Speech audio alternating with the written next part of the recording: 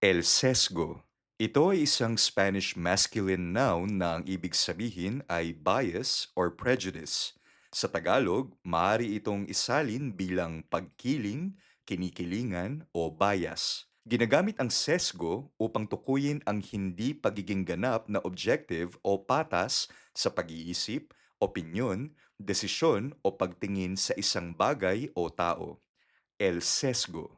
Mga halimbawa sa pangungusap.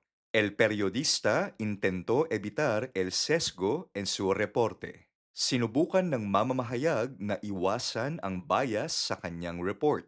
Todos tenemos algún sesgo sin darnos cuenta. Lahat tayo ay may ilang bias nang hindi natin namamalayan. El sesgo puede afectar nuestras decisiones. Maaaring makaapekto ang bias sa ating mga desisyon. Debemos aprender a identificar el sesgo en las redes sociales. Kailangan nating matutunang tukuyin ang bias sa social media. El sesgo.